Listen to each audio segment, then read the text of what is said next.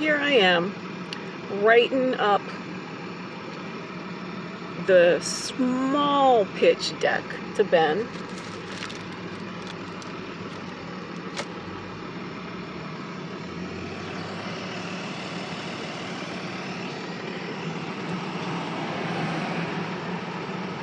And it's kind of funny, the part I was going on about was why I need artisanal capital. Not because there's something wrong with me. I mean, I am autistic. This does create autistic meltdowns, which I know how to manage. If I had someplace to go to recuperate, if I had someplace to go with a sanctuary, and again, you could hear it, and there's some kind of fault in the engine, and it revs. But the smell of the fucking exhaust! This is what you're missing. This is what everyone seems to be missing. We're missing everything. I'm over here reading so many good books. Spooky Action at a Distance, doing the quality assurance on the philosophical hypothesis of bioelectromagnetism and what it says about non-locality, which I'm right. I'm always right. Brand. Reading Geon's Black Holes and Quantum Foam by John Archibald Wheeler, the teacher I've always needed. Now, the interesting thing is he hung out with everybody. He was directly intern to Niels Bohr. He was at Princeton the whole time. He watched Einstein grow old and die. And picture in here of Einstein's 70th birthday with the very ill-looking Kurt Gödel. Now, what I had to move aside, and they always put the thing up here, so read it on the side. Africa is not a country. Depot, Virgo book. Also, of course, back to the physics. Back to my very soon to be, I think, new collaborative partner, Stefan Alexander. Fear of a Black Universe. Now, of course, as the person who created #How to Demolish Racism by 2030, love of a Black universe as far as I'm concerned. So, John Archibald Wheeler, who I just showed you, he's the one who coined the term black holes. He did a lot of research at Princeton and UT Austin, where Steven Weinberg has also got the Nobel Prize. What I want to say about Wheeler was he didn't get a Nobel Prize. He's a fantabulous teacher, and he always seemed to know that and prioritize that. That's rarely compatible with Nobel Prize kind of innovative research. And you can hear the faults on this thing. And he's just right there. Like, there's a whole, the guy went at least a block away. You can see how long it's taken the other guy who went out to deliver a box that he could carry. Look like a printer-sized box. I don't know. Somebody got a sign for it, probably. This isn't right? This is a delivery. Where is the guy at? What is he doing? There's no reason for him to park here, is what I'm telling you. This is how my brain has to work. My brain is constantly like, why is the world so much fucking chaos? It's really bizarre. And it's not even like there's not even the barricades for the farmer's market. I'm here because this is where I go. Carnegie Library, the CSA. So Wheeler didn't win a Nobel Prize, and I have some, it's again the teaching. But at the end, he's famous for it from bit. He has some, according to Alexander, some real out there in the physics community thoughts about consciousness. And yet, he was at the end, he was like really upset with Margaret Mead. Pay attention to who. Margaret Mead was the president of the American Science Funding Dilemma Boards, I don't know.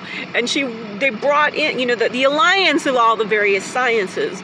And while she was there, they brought in parapsychology. And he's all like, no. Like, his own people think he's woo-woo. But he's like, I'm not down with pseudoscience. My dear friend, my mentor, my teacher, as Niels Bohr taught you. And I'm always on the Niels Bohr side with Einstein. even though I am the she Einstein of consciousness. I mean, what Einstein did is incredible, but his theory of everything was limited to physics. That's why he failed. And just kept going, well, God's taking care of whatever it is that I can't think about. No, I got answers for God. I got answers for physicists. I got answers for philosophers.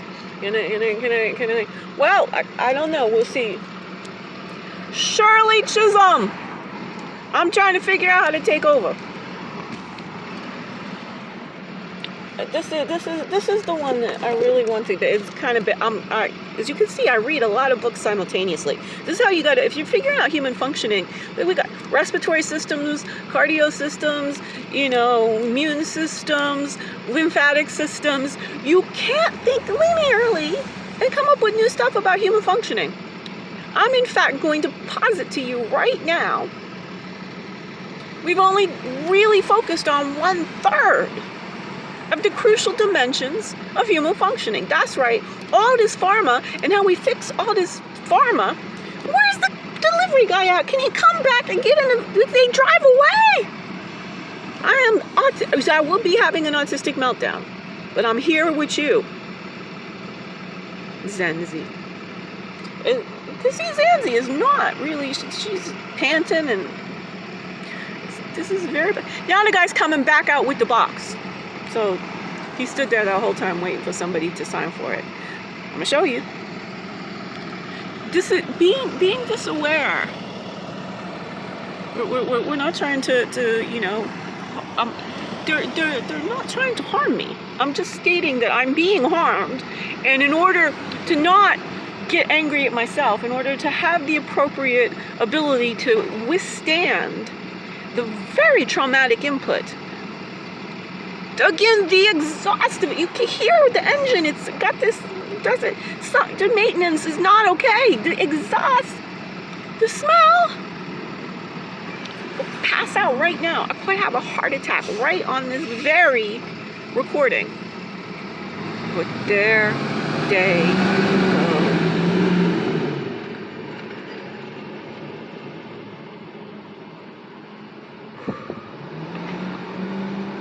Those sounds and that exhaust, quite literally, are the things that initiate, catalyze, cause heart attacks and strokes.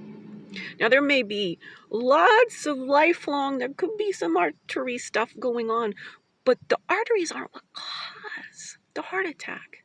It is a nervous system overwhelm. So much is happening in the environment that is not humane that your nervous system is trying to figure it out. It's trying to make you run. Basically, fight, flight, or freeze. And because we're in this society, we gotta stay put. We should be quiet, listen, learn. Everything's all right. Don't speak. Don't get upset when something's upsetting you. We socialize that out, and then nobody really, the root causes, you're all gonna be thanking me for the diligence with which I'm being exactly who I am. Final book. One of the leading figures on consciousness, Doug Hofstadter, I Am a Strange Loop.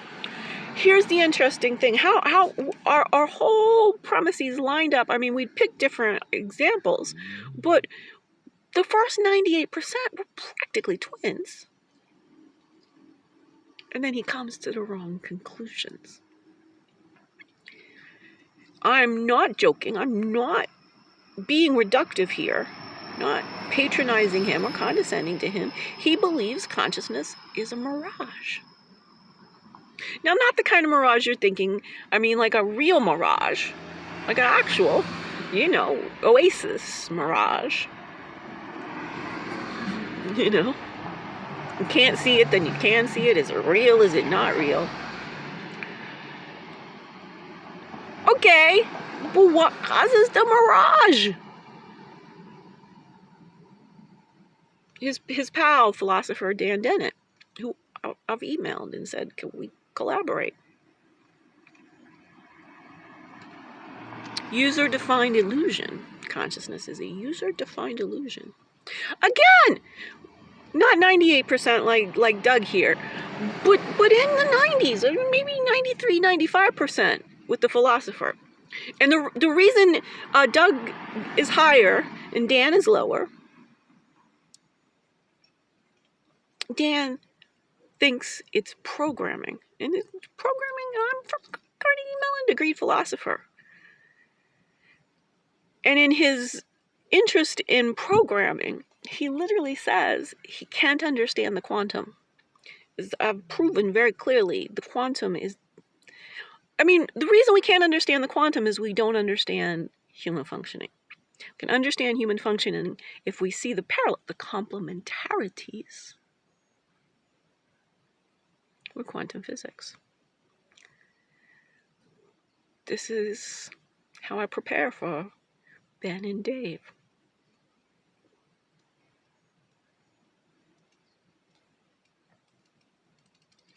This has been Zenzi. I am the founder of #StandUpPhilosophy, the modality that shares #wellbeing philosophy across every nook and cranny of Earth to unite all 7.9 billion humans as one species. Because we cannot understand, let alone solve and reverse, planetary problems like climate change, the ever-escalating burdens of chronic disease and mental illness, and the dehumanization of plantation capitalism. This will not occur in organizational, corporate, or even nation-state silos. We need a global hive mind of everyone. First, do no harm to any molecule of life. That's my proprietary brand of thinking. Life-centric thinking. Using logic plus love intertwined.